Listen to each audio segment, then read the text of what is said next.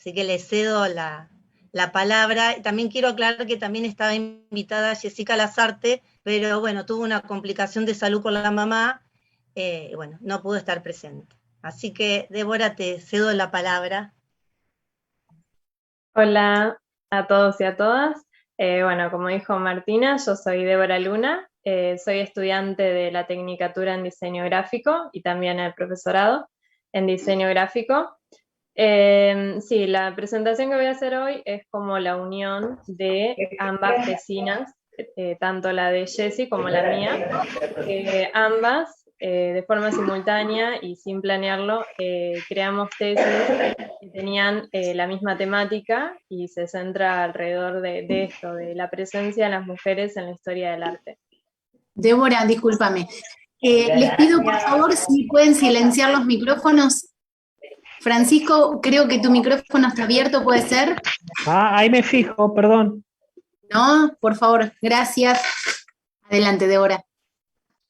Sí, voy a ir compartiendo pantalla. Ah, no tengo habilitado todavía. ¿Podrás poner a Débora de hospedador? Creo que estás vos, María. Fíjate que me parece que te puso a vos, Brian. A ver. A ver. Porque a lo mejor...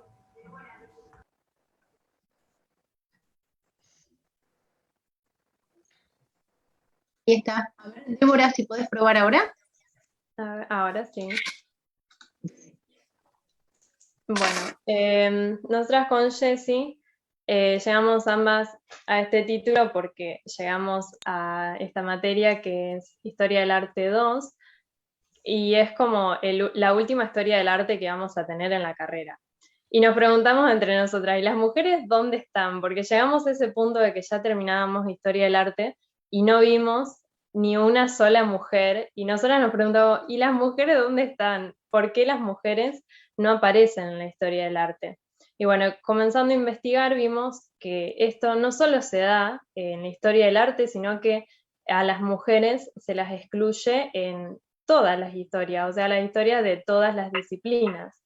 Entonces, bueno, nosotras tuvimos varias preguntas que fueron como las que guiaron toda nuestra investigación y que eran, ¿se le ha concedido a las mujeres un papel justo en relación a sus logros en la historia? O sea, ¿acaso no ha habido mujeres relevantes que jugaron un papel importante en la historia?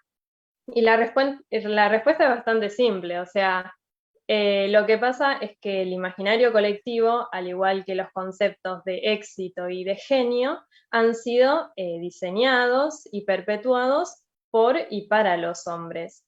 El hombre se ha tomado a sí mismo como modelo, medida de todas las cosas, y todo aquello que no entre en su canon queda excluido. Y se nos vendió la historia universal, que de universal no tiene nada, porque se nos vendió la historia universal como universal, pero no es así porque todo lo universal pareciese que fuese lo que le pasó a los hombres blancos, heterosexuales, europeos. Entonces, bueno, nosotras investigamos en base a eso. Nosotras citamos a una autora que se llama María Teresa Alario.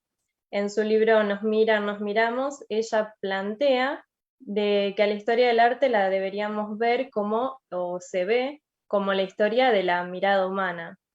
La humanidad está formada por diferentes sexos y géneros, que cada uno tiene, debido a su experiencia y a toda su herencia histórica, tiene distintas formas de mirar. Pero a pesar de eso, el hombre ha tomado el papel protagónico, casi exclusivo, de la mirada de la humanidad. Y esto ha dejado sin palabra y sin mirada a las mujeres, que muchas veces siempre nos hemos sentido miradas y expuestas, pero muy pocas veces reflejadas realmente.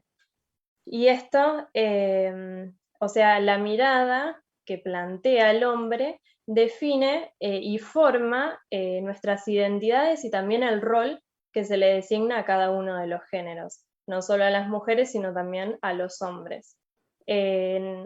Hace muchísimo tiempo y aún hoy, a pesar de que se está resignificando, a las mujeres se nos ha determinado el rol de ser esposas, madres y amas de casa, mientras que a los hombres se les ha dado el rol de proveedores, poseedores de la genialidad y como el sexo fuerte. Este discurso ha sido dominante por tanto tiempo que lo hemos naturalizado y pareciese que fuese lo natural, lo divino y lo inmutable.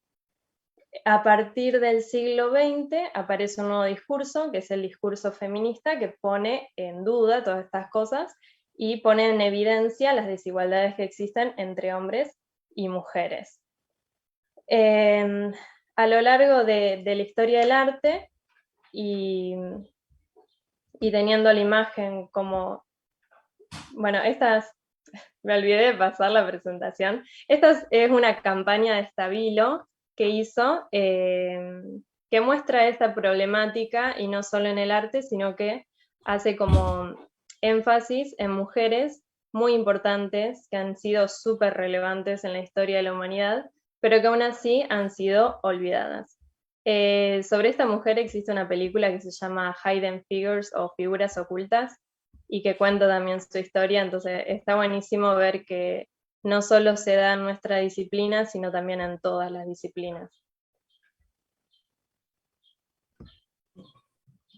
El arte, como maneja la imagen, y las imágenes son tan fuertes a la hora de crear imaginarios, a lo largo de toda la historia del arte, la representación de la mujer ha ido cambiando. Se nos ha representado como el ideal de belleza, como la representación del amor, de la muerte, se nos ha mostrado hipersexualizadas, sumisas y etéreas como Eva, y también demoníacas y destructivas como Lilith. Se nos ha mostrado de diferentes formas. Y sobre todo la pintura occidental nos ha negado a las mujeres nos ha negado el ser sujetos, y nos ha representado siempre como objetos de deseo masculino, objeto de deseo o de inspiración de los artistas hombres. El surrealismo es como el pináculo de esto, porque el cuerpo femenino se muestra muy objetivizado, se lo muestra hipersexualizado, desmembrenado, sin identidad, como en esta obra de René Magritte que se llama La violación. A la mujer se le ha dado un papel protagónico dentro del arte como musa, pero nuestras obras o nuestra presencia como creadoras es casi nula, o no nula, sino que ha sido dejada de lado, relegada. Este afiche de un colectivo de mujeres activistas plasma muy bien esta situación. Fue expuesto enfrente del Museo Metropolitano de Nueva York en 1989 y dice: ¿acaso las mujeres tienen que estar desnudas para poder entrar en el Museo Metropolitano? Menos del 5% de los artistas en el área de arte moderno son mujeres, pero el 85% de los desnudos son femeninos. Y esto da para pensar de cómo el cuerpo femenino, cómo los atributos físicos femeninos se han explotado, se han consumido por tanto tiempo, pero se nos ha negado la voz, se nos ha negado el ser sujetos creativos, y que podamos tener una mirada propia y una creación propia. La reivindicación de esta representación de las mujeres ha venido, obviamente, de mano de mujeres. Nosotras acá voy a presentar a varias mujeres que nosotras tomamos como ejemplo de mujeres que, sabiendo el poder que tenían las imágenes de crear diferentes roles, de crear imaginarios, usaron esas mismas herramientas a su favor y reivindicaron su condición de sujetos. Y critican también los estereotipos. Acá vemos a Leonora Carrington y Remedios Varo, ambas son artistas surrealistas y eran amigas entre ellas. Leonora Carrington fue una pintora surrealista, escritora, nacionalizada en México. Ella se autodefinía como feminista y lo representaba muchísimo en sus obras. Ella deja de lado la visión de la mujer como objeto de deseo masculino y se presenta a sí misma como ella misma se veía. Se veía a sí misma como una mujer libre, una mujer que rompía estereotipos, y su obra está mayormente formada por autorretratos, o si no, situaciones de la vida cotidiana representadas de forma simbólica. Esta obra se llama Autorretrato, de Leonora Carrington, y se presenta a sí misma como una mujer en una posición, si se puede decir, masculina, con el pelo alborotado, que en esa época era mal visto, o sea, para mostrar su libertad. Usa diferentes elementos para representar de forma simbólica su sexualidad, su libertad y su fortaleza.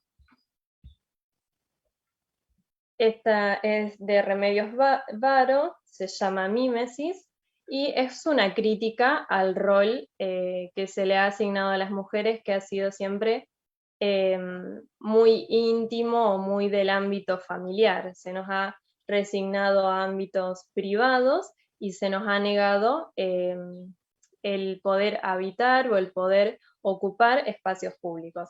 Entonces, Remedios Varo critica esto y muestra cómo la mujer, de tanto estar o de tanto convivir con los objetos del hogar, se convierte ella misma en un objeto más. Ambas tenían mucho interés en el ocultismo, entonces aparecen ocultismo, misticismo, la magia, entonces hay mucho simbolismo del tarot, de diferentes religiones y mitologías, y tienen una obra muy interesante.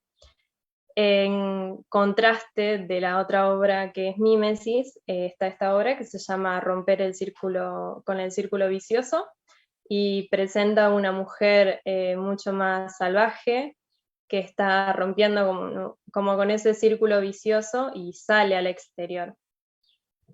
La obra de Remedios Varo y de Leonora Carrington la descubrí por casualidad cuando unas diseñadoras de indumentaria que yo sigo en Instagram las mostraron a ellas como inspiración, las tomaban como inspiración para sus obras, y a partir de ahí me enamoré realmente de toda su trayectoria.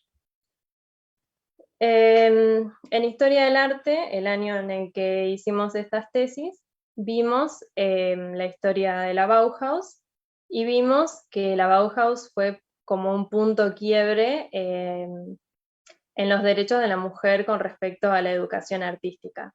La Bauhaus fue la primera escuela de arte que desde su base se presentó como una escuela inclusiva, en la que tanto hombres y mujeres podían estudiar por igual. Lo cual no fue muy cierto, porque cuando los directores comenzaron a ver que había muchísimas mujeres que se inscribían a los cursos de ingreso, dijeron, no podemos aceptar tantas mujeres porque va a aparecer una escuela de señoritas, y eso le bajaba como la categoría a la escuela. Entonces comenzaron a destinar a las mujeres a talleres de textiles, porque eran los más femeninos, y bueno, y después al final de la historia de la Bauhaus dejaron de permitir que mujeres ingresen. Aún así, hubo algunas mujeres que lograron romper con estas reglas, como Marianne Brandt. Ella fue la primera y única mujer que logró entrar en el taller de metal de la escuela de la Bauhaus y posteriormente se convirtió en su profesora. Marianne Brandt es una figura icónica de la escuela de la Bauhaus porque determinó con sus diseños la forma ¿cómo se dice?, de los electrodomésticos, del diseño de utensilios que tenemos hoy en día en nuestros hogares. Ella fue como creó la ruptura en llevar este diseño a la Bauhaus hacia nuestros objetos diarios. Y a mí me sorprendió conocer de su obra porque me sorprendió el hecho de que hoy en día seguimos teniendo elementos en nuestros hogares, en las cocinas, que son iguales, si no copias, de los diseños de Marianne Brandt, y cómo pasan desapercibidos, o cómo han sido tan reproducidos de forma industrial que nosotros hoy en día ni nos preguntamos de quién lo realizó y hasta a veces suponemos de que fueron creadas por hombres o ingenieros y jamás se nos pasa por la mente de que el origen de todas las cosas que nos rodean pueden haber sido de mano de una mujer.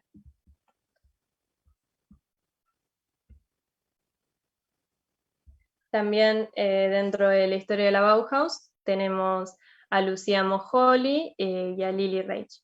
Ellas yo las puse en una diferente categoría que era como la categoría dentro de mi tesis de las mujeres invisibilizadas. A lo largo de la historia de la humanidad ha habido muchas mujeres que han podido publicar sus obras, pero bajo seudónimos o bajo el nombre de sus maridos o bajo el nombre de anónimo. Me gusta muchísimo esta frase de Virginia Woolf que dice: me atrevería a aventurar que Anónimo, que tantas obras ha escrito sin firmar, era a menudo una mujer, porque realmente puede que haya sido así y que hoy en día, o las obras más grandes que conocemos, que muchas son anónimas, pueden haber sido escritas por mujeres o hechas, realizadas por mujeres. Un ejemplo de esto es Frankenstein de Mary Shelley. Está la película de ella también y muestra esto, de que ella tuvo que publicar primero sus libros de forma anónima, porque era mujer y en esa época no, o sea, se menospreciaba el trabajo por el hecho de que fuese una mujer. Y que pasados los años ella pudo tener de vuelta el nombre de Mary Shelley y por eso hoy en día conocemos que es de su autoría. Pero bueno, podría haber pasado con muchas otras obras al olvido o se hubiese hecho famosa y nunca nos hubiésemos dado cuenta de que habían sido creadas por mujeres. Lucia Moholy fue la esposa de Laszlo Moholy-Nagy, que fue uno de los directores de la escuela de la Bauhaus. Ella también era fotógrafa, al igual que él, y es la autora de muchísimas de las fotografías más famosas que conocemos de la Bauhaus. Pero aún así nunca se la nombra porque ha quedado como escondida detrás del nombre de su marido. Lucia Moholy fue clave para poder, para que hoy podamos entender lo que fue la vida, la estética de la Bauhaus y también toda su ideología. Lily Reich es otra mujer que también quedó como escondida detrás del nombre de una de sus parejas, que era Mies van der Rohe, que fue un diseñador clave en la historia del diseño y sobre todo de la Bauhaus. Y se habla muy poco de que la silla Barcelona, que es uno de los diseños más famosos de Mies van der Rohe, fue hecho en conjunto con Lily Reich, pero ella no aparece en ningún lado, no aparece en ninguno de los libros, y se nota, hay muchos análisis de obra que han hecho que se note el quiebre desde antes y después de Lily Reich en las obras de Mies van der Rohe. Ella tuvo una carrera polifacética, trabajaba muchísimo con los textiles y definió muchísimo lo que conocemos hoy en día como el interiorismo. Pero bueno, no se la menciona jamás. Yo sumé también en mi trabajo a Florence Harrison, es una ilustradora del Art Nouveau, del movimiento prerrafaelita. Ella en su momento fue bastante conocida porque hasta ilustró libros de William Morris, y aún así se la ha olvidado tanto que hasta hoy en día se conoce muy poco de su historia. Hasta hace unos 5 años ni siquiera se sabía cuál era el nombre completo de ella o verdadero de ella. Entonces, son esas cosas de que se ha desmembrenado tanto la obra de las mujeres y se ha perdido muchísimo en el camino. Gerda Wegner era la artista que Jessie había elegido para mostrar. Disculpen un momento, tengo los apuntes porque de eso no tengo tan fluida la historia. Gerda Wegner se la conoce muchísimo por su vida privada más que por su obra artística. Ella tuvo una carrera muy exitosa en vida, o sea, en vida disfrutó de muchísima fama. Era una retratista muy cotizada, pero hoy en día la conocemos como la mujer que retrató a Lili Elbe, que era su esposo en su recorrido a convertirse en una mujer transgénero. Gerda Wegner reivindicó a la mujer y pasó de ser el objeto de deseo del hombre a poder la mujer ser dueña de su propia sexualidad. El tema principal de las obras de Gerda es la sexualidad femenina, algo que en ese tiempo nadie hablaba, y ella lo mostró, y de una forma impresionante, que en su momento fue muy bien recibido. Y nada, yo creo que fue la primera artista en mostrar relaciones homosexuales, lésbicas entre mujeres, y eso fue un gran quiebre porque nunca antes se había visto. Pero bueno, a Gerda jamás se la menciona en los libros de arte, y nada, sigue estando escondida a pesar de haber tenido una carrera impresionante. En su obra se ven muchas inspiraciones de otras artistas mujeres también que fueron contemporáneas a ella, que son Tamara Lempicka, que hoy en día la vemos como una gran referente del Art Deco, y a Margaret y Frances McDonald, que ellas eran de la escuela de Glasgow, no sé cómo se decía muy bien. Margaret y Frances McDonald fueron revolucionarias en su época porque ellas, al terminar de estudiar, se abrieron un taller de diseño y trabajaron toda la vida de diseñadoras, y sus diseños y su arte recorrió toda Europa y fueron muy significativas en el Art Deco. Y bueno, igual a ellas mucho no se las menciona. Creo que las mencionan en la escuela de Glasgow. En un momento las mencionan así como ligeramente. Bueno, con Jessie, luego de haber visto, de haber conocido a estas mujeres, que no son ni una mínima porción de la cantidad de mujeres artistas que existen y que se conocen, nos dimos cuenta de que sí, ha habido mujeres relevantes en la historia del arte, solo que se las ha menospreciado, se las ha invisibilizado por el simple hecho de ser mujeres. Yo, creciendo, siempre creí que nunca habían existido mujeres artistas. Creía como que los hombres tenían, no sé, como que en el gen masculino venía algo como propio de la creatividad masculina que las mujeres no teníamos. Y bueno, luego encontrar todo esto para mí fue un gran descubrimiento. Y está bueno que lo pensemos y que lo podamos plasmar en todos los lugares que podamos. O sea, yo, a partir de que conocí esta realidad, comencé a investigar a mujeres artistas en todos los trabajos que podía. O sea, a partir de este trabajo nunca más creo que que menciono a un artista varón en mis investigaciones y demás, porque tenemos muchísimo por aprender, hay muchísima diversidad, mucha creatividad, mucha historia que no conocemos y que es muy diferente al arte masculino, porque, no sé, al conocer a estas artistas mujeres, siento que conectan mucho mejor con nosotras, porque muestran otro lado de la realidad, te muestran otra mirada que se parece más a la mía, que se parece más a la nuestra.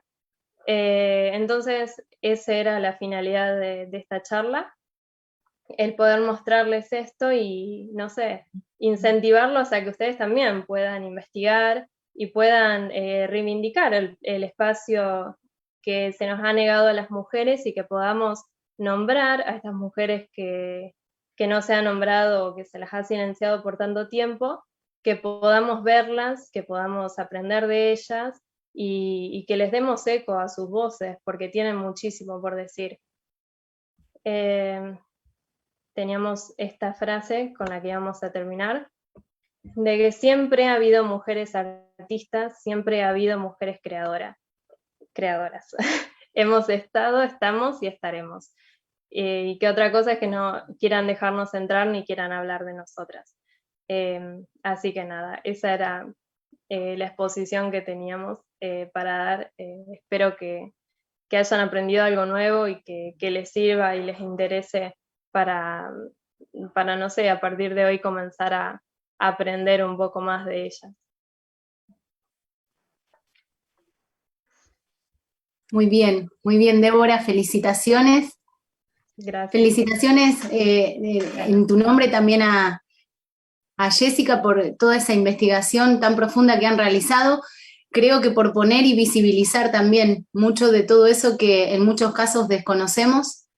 Me atrevo a decir, dentro de la formación u orientada más hacia el diseño industrial, que muchos de esos nombres los he incorporado y es cierto desde un lugar, desde la parte masculina, digamos, y me atrevo también, lo digo, digamos, en relación a todo lo que uno aprende cuando enseña historia. Martina, a lo mejor estás de acuerdo o no, que todas las situaciones que llegan hasta nuestros días, hay que siempre poder contextualizarlas, que es como el dato fundamental. Vos mencionabas esto de algunas escuelas, o sea, fundamentalmente la escuela de Bauhaus, escuela alemana, y hay tanto alrededor como situaciones políticas que han hecho que no solamente las mujeres no se hagan visibles, sino además muchas de otras cuestiones que eran muy fuertes en la filosofía de esas instituciones y cuestiones políticas, por ejemplo, han hecho hasta cerrar las escuelas, ¿no? Entonces, son contextos diferentes y eso me parece que es fundamental, sobre todo trayendo y resignificándolo en el hoy, ¿no? Que de alguna manera, y esto es algo que agrego, por suerte toda esa historia está cambiando. Así que desde mi lugar, Martina, desde nuestro lugar, y desde la institución, y felicitaciones y bueno, por ahí abrir un poquito el espacio para hacer preguntas, un comentario. Buenas tardes a todos, ¿cómo andan? Ahora cuando Débora estaba desarrollando la primer parte, me acordaba de una de las últimas películas de Tim Burton, Big Eyes, o Ojos Grandes, que también después en la década de 60 en Estados Unidos, que un matrimonio que se suponía que él era el pintor talentoso y después se supo que todas esas pinturas eran de la mujer de Margaret, ¿no? Década de 60. Entonces, ayer hablábamos, porque este tema se ve que está sobrevolando y me parece en las cátedras, es algo que nos llega mucho. Pensaba en esa lista última que vos hiciste, Débora, cuando la pones a Camille Claudel, que era la amante de Rodin, y que en su momento se decía que era hasta más talentosa que Rodin, había que ser más talentosa que Rodin, ¿no? Pero bueno, murió realmente en muy malos términos y sola y casi loca. y pensaba en nuestra Lola Mora, que también la han criticado por el solo hecho de ponerse pantalones para hacer esculturas. Entonces, bueno, venimos de una historia complicada y me permito decirte algo, Débora. Vos en un momento dado decís, no voy a nombrar a ningún varón más. Yo creo que tenemos que, porque si no estamos haciendo lo mismo, ¿no? Tenemos que tratar de que se pueda integrar, que nos integremos y que valoremos cada uno las capacidades que tenemos, ¿no? Sí, tal cual. Solo que, bueno, en los espacios que tengo para investigar o para entrar más en detalle, siempre elijo a mujeres, porque, o sea, en general conocemos a los hombres y a mí me interesa mucho más la obra de las mujeres, pero no estoy diciendo que no estudien a los hombres. Claro, no, porque también son talentosos, ¿no? Tenemos que integrar más que separar, diríamos. Así que bueno, eso quería agregar. La verdad que es muy buena la investigación, Martina siempre también fomentando ese tipo de trabajos, así que felicitaciones. Y muy valiosa tu ponencia, Debo, para mí, la voy a incorporar también en mis apuntes, porque es cierto que como yo digo, en mis libros que yo les doy para estudiar están solamente citadas, y es necesario lo que está haciendo Débora ahora, de llevarnos a la reflexión, de mostrar otra mirada de mujer, que a veces nosotros lo tenemos naturalizado desde la historia del arte, o desde cómo hemos aprendido, con otra mirada. O sea, yo también me he estado deconstruyendo. Así que me parece muy valioso tu investigación, y bueno, llevarlo acá a formar, traerlo a formar. Ahí tenés te están dejando un comentario que dice: excelente, Débora, muy interesante tu ponencia. Totalmente de acuerdo con lo que sostiene tu investigación, adhiero a tu inquietud y deseo de poner en valor la labor de tantas artistas anónimas. Celebro en esta oportunidad el espacio de pensamiento que se nos permite dentro de la YUL. Felicitaciones, Verónica Santos. Ahí, muchas gracias. Este comentario lo ponemos en esas palabras. Bien, ¿alguna reflexión que quieran hacer? A mí, Débora, bueno, felicitaciones a vos, a Jessica, que realizaron este trabajo. Siempre es interesante, ¿no? Posicionar la mirada de la mujer porque, bueno, como bien dijiste y dijeron todas, está ausente, ¿no? A lo largo de la historia del arte, a lo largo de la historia de Occidente, también en ese sentido. Y bueno, como decía Tere, hay un clima, ¿no? que se vive en las cátedras, pero fundamentalmente a lo mejor porque nosotros podemos acercar bibliografía. Martina dice, bueno, toda la bibliografía está escrita por varones, la historia del arte está escrita por varones, y porque las jóvenes traen esta problemática, ¿no? Son ellas las que van incorporando esta necesidad de conocer, lo veíamos ayer también con José, ¿no? Con muchas ponencias, traen ellas esta necesidad, y nosotros en las cátedras lo que tenemos que hacer, me parece, es darles el lugar, apoyarlas y aprender también, ¿no? Porque como también decía Martina, aprendemos mucho de todo este espacio desconocido de todas estas mujeres. Esta es una realidad que atraviesa la historia del arte indudablemente, y cuando hablamos del arte hablamos de la jerarquización del arte también, ¿no? Una autora argentina que es Andrea Yunta hizo una investigación muy simple, pareciera, ¿no? Sobre el Salón Nacional, que tiene casi más de 100 años, poquitos 100 años. Bueno, ¿cuántos grandes premios se le dieron a las mujeres a lo largo de 100 años? 5, ¿no? Y 92 a varones. Entonces hay ahí una demostración, y no es que no hay artistas mujeres, las hay, nunca fueron mostradas, jerarquizadas, investigadas. Bueno, estos espacios son importantes para eso, ¿no? Para dar visibilidad y para posicionar a cada una de las jóvenes que están en nuestra escuela desde un lugar distinto. Te felicito, Débora, a vos y a Jessica, y por supuesto a Martina, ¿no? que habilita también estas investigaciones. Gracias. Bien, bueno, ¿alguna reflexión más? ¿Algún comentario que quieran hacer? Si puede ser, quería felicitarte y por tu intermedio que felicites a Jessica, por supuesto, y pensaba qué importante que en una institución escolar se esté hablando sobre los roles, sobre los estereotipos. Estuvimos hablando en el día de ayer en diferentes ponencias, sobre esta mirada invisibilizada, y Teresa dijo antes que hay como un clima de época, y creo que no es casualidad que se estén cumpliendo 15 años de la Ley de Educación Sexual Integral. Como muchos de ustedes futuras o futuros educadores, qué importante poder abordar estas temáticas para poder hablar con los niños, las niñas, jóvenes, sobre estas cuestiones de la invisibilización y de las diferentes relaciones de poder que se ejercen. No para pasar de un poder a otro o invisibilizar al otro, ¿no? Sino poner en igualdad de condiciones a los diferentes géneros, entre otras relaciones de poder, por supuesto. Pero bueno, felicitaciones, la verdad, muy interesante. Bueno, nos vamos preparando entonces para la próxima ponencia. Queda un minutito si alguien quiere agregar algo, si no ya hacemos la escapadita así rápido a volver a conectarnos. María, quiero aprovechar, ya que hay muchos, ¿Sí? la ponencia de las 15:20 se suspendió, no sé si lo habían comentado, pero bueno, por diferentes razones no se va a hacer, o sea que continuamos a las 16 en la ponencia siguiente. Ese espacio va a quedar ahí libre porque, nada, estaba ya planificado con un link determinado y sería muy engorroso volver a generar todo de nuevo. Así que el de las 15:20 queda el espacio libre. Razones de fuerza mayor hacen que no se pueda hacer. Bien, bueno, nos vemos en breve, entonces seguimos en la jornada. Que lo sigan disfrutando. Nos vemos luego. Felicitaciones. Nos vemos, adiós. Gracias. Gracias. Brian nos desconecta.